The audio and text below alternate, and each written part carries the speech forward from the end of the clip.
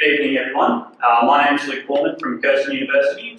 I'm also a vacation student with Rio Tinto Iron Ore, and tonight I have the privilege of sharing special protection schemes for power systems. Just a quick overview of my presentation. I'll begin by identifying the need for special protection schemes, followed by some important definitions. I'll then give an example of an SPS in use in the Taiwan power system, followed by my own SPS, which was developed for my final year project, as well as the works I have planned for the future. So we all know that electrical faults do occur, and when they occur on power systems, such as distribution networks, they can result in severe damages, not only in terms of damage to generators or bus bars, but also in terms of lost production, for example in mining companies with their downtime. These costs can run into millions of dollars, and thus there is a strong need for reliable, but good protection schemes.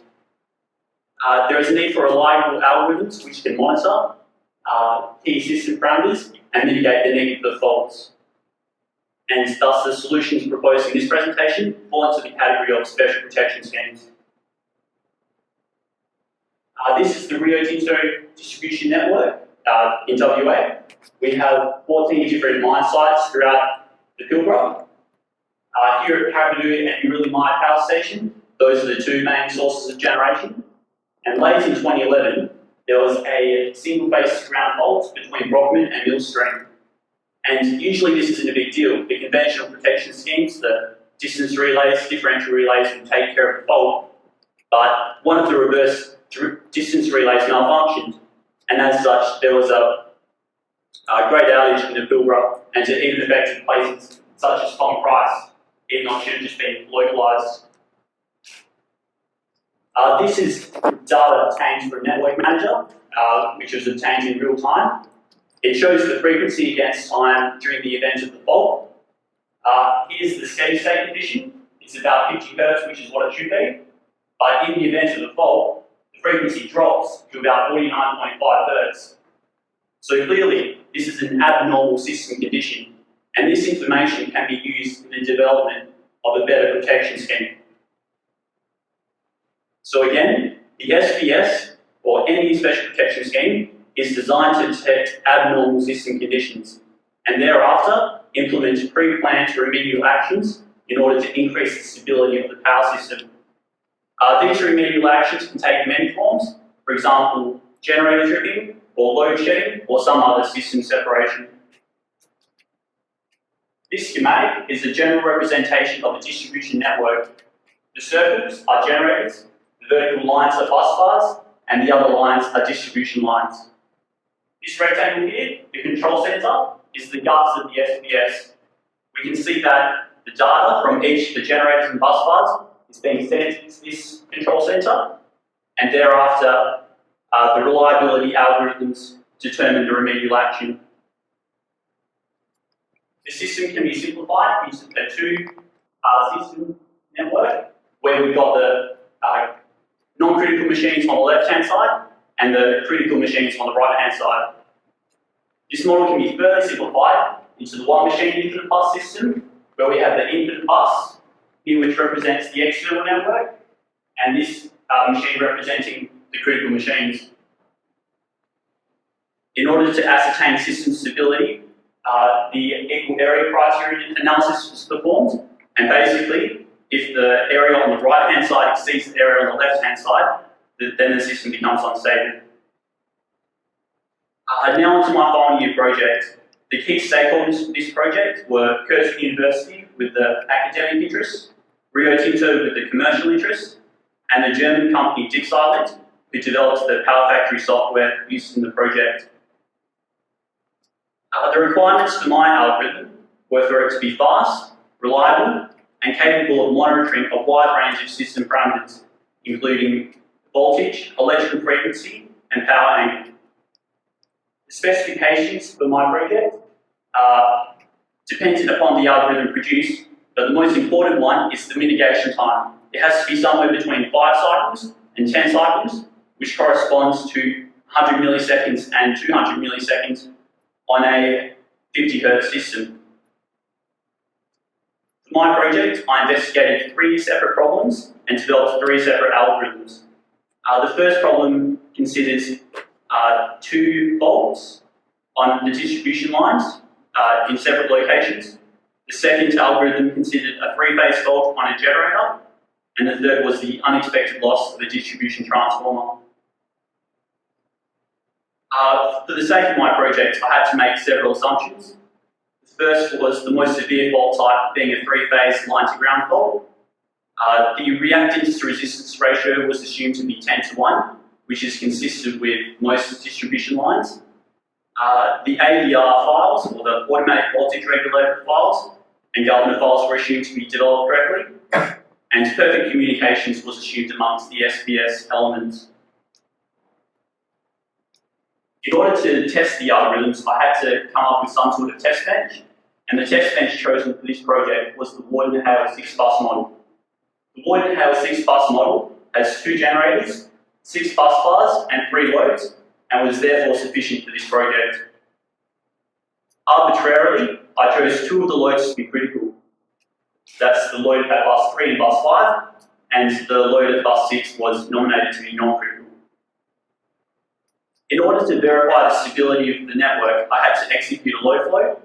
It's evident from this graph that bus 1 and bus 2 are the generation bus bars, whilst 3, 5 and 6 are the loads, and bus 4 is a transfer bus.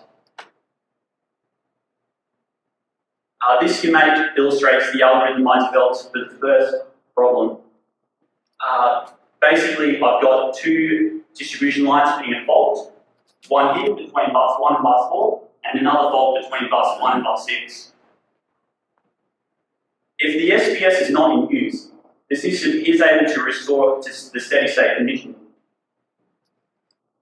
As we can see, bus 2 supplies a significant amount of power, so even if we were to lose generator 1, it is still able to satisfy 70%.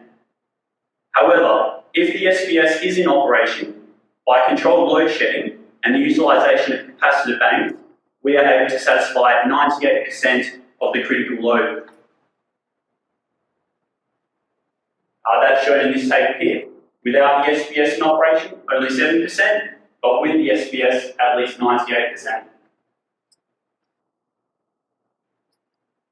In the development of the second algorithm, it was necessary to use transient analysis in order to work out the maximum power angle, and it was found that after 137 milliseconds, the angle was 82 degrees, but after 139 milliseconds, the power angle was 102 degrees. So the maximum power angle was found to be, maximum volt duration was 137 milliseconds. In the future, I plan on developing more sophisticated algorithms on larger networks, such as the IEEE 14 bus, and after that, exporting these algorithms onto the Rio Tinto distribution network. Thank you for listening.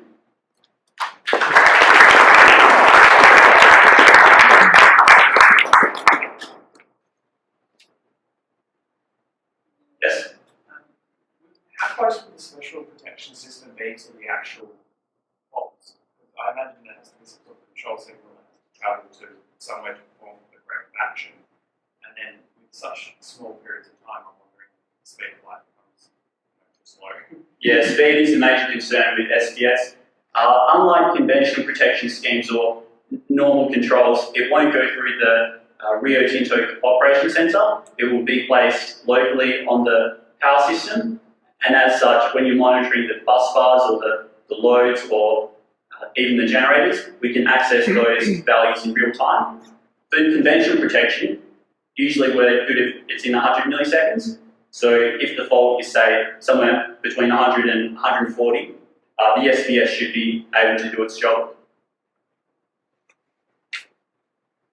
Yes? How difficult or easy is to implement this in a real system? You're saying my algorithms will be implemented in Rio Tinto. What is implied in that? What do you need to do to implement your algorithms in Rio Tinto's network? In order to verify the merits of the algorithms, you have to have much more realistic values obtained. What I'm doing here on the Warden-Hale system is assuming very simple parameters, but in order to eventually get implemented on the Rio Tinto network, I'd have to look at what type of monitoring units I could find that would give me the speeds I want, and in the development of the algorithms, also utilize developed relays by companies such as ABB and see if they can actually integrate with the operational functions of the SPS.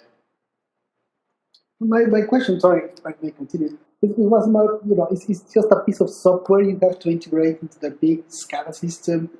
It involves incorporating new equipment.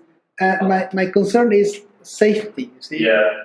How do you know your system is not going to introduce unknown side effects to an already operating system? So the installation part wouldn't be too difficult. We've already got protection schemes in place with differential and comps there, so it'd just be a matter of hooking the SPS units up to those. But in terms of its operational sense, to make sure it doesn't trip when it's not supposed to, we'd have to do advanced nuisance testing in software environments.